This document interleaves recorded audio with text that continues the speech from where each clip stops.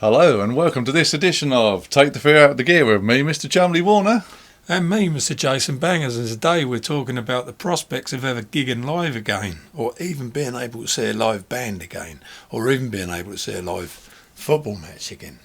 Have we entered the Hunger Games society, where we're not allowed to do anything, or maybe very little? But what we're worried about, guys, is are the pubs going to stay open?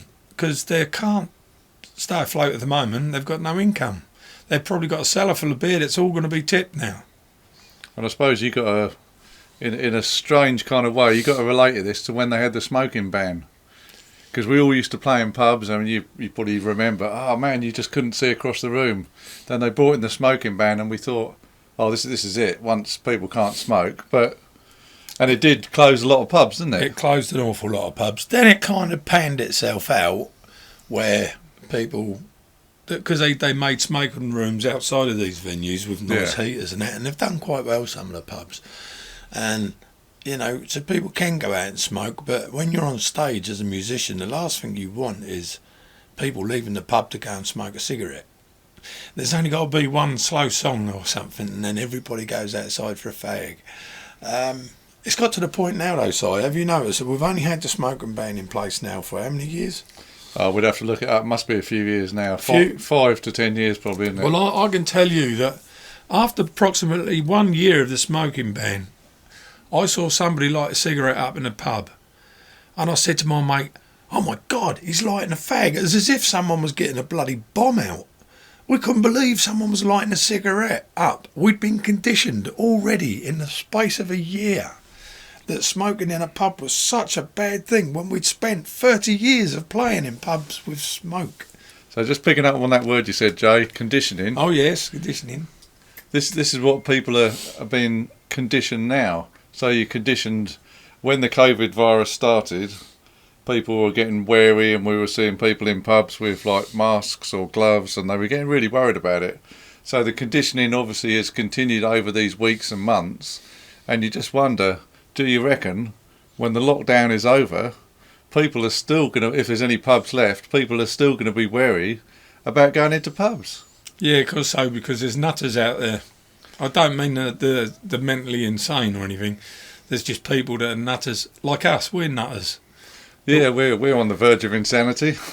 Listen, we're kind of open-minded and we're looking into all sorts of things, really. I mean, I can't see how pubs are physically going to stay afloat. I know that their beer is going off rapidly. It's a bit like Breaking Bad with the ethylamine, except the ethylamine doesn't go off. But I think their shelf life is going to be around about June, July. Otherwise, they're going to tip the lot. It's got about a 3-month shelf life, I think, the kegs and stuff like that. I don't quote me on that because I don't know. But all I'm trying to say is, will the pubs be able to open and have live music again? Because they're talking about finishing the football season, finishing the last few games, but played behind closed doors, they're saying. In other words, the two football teams, referee, lines people and everybody on the pitch, but no audience. Now, you wouldn't have a pub have a live band with no audience, would you? It'd be a fucking complete waste of time. What's the point of that? So if that's going to be the case, if you're not going to allow audiences at football matches, you won't allow audiences at a pub to watch a band or go and see Level 42 at the Ipswich region or anything like that. It's not going to happen. So we are being conditioned, and soon it'll all become the norm. Yeah, and obviously the government have just announced that there might be a second wave. They're talking about a second wave on the news now. Yeah, so if they relax it, say in a month's time and say, oh, well, lockdown's over, then they're talking about bringing it back again, and then we're all in the same situation. I'm just going off on a complete tangent here. If you look at the American news, in Texas, there was 10,000 families queuing at the food bank because they had no food. And this is going to happen in England. I'm sure it's already happening in England. But this cannot be sustainable, this lockdown. With no people's income has gone to zero. It's not sustainable. The government, I know they said they're putting these packages to help, but it's not going to. And if you bring it in a second wave and do the same thing again or a third time, we're going to be in really bad straits, or dire straits, as they say. And one more for me, confusing thing that I saw on the news today. I saw in Russia a queue of 9, that is right, 9 miles long, full of ambulances going to one hospital.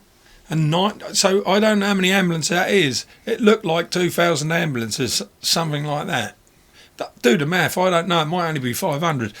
9 miles is a long way, and this geezer drives 9 miles up the road and they're queuing to go into one hospital. They only got one fucking hospital round there or something. I mean, Jesus Christ.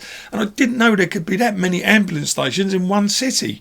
9 miles worth of ambulances. Go and have a look, it's on YouTube. How this can be right, I just can't believe it. You can't have a 9-mile queue of ambulances. They won't get the fucking hospital till 2 weeks later. It's ridiculous. That's madness, isn't it? It's stupid. What's going on? Everyone should consider this. They need to look at the big picture, because as far as we can see, this situation is not going to go away. So we are entering the Hunger Games society. If you haven't seen the film, there's 3 of them. Just watch the first one. Yeah, we know, blah, blah, conspiracy. But do it. Open your mind. Do it. What are we saying? Because if you're thinking like after the lockdown, everything's going to go back to normal, it's not. Think again. Because people will be in more debt, they've probably had to take mortgage holidays, or they haven't been able to work and they've got no money. And then there'll be another lockdown and the same thing will happen again. So you've got to look at the big picture.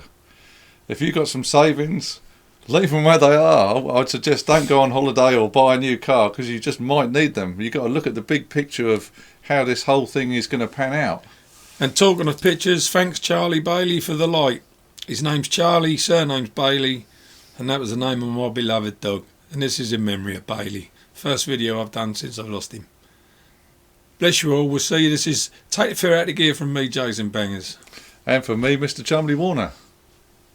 Bye-bye.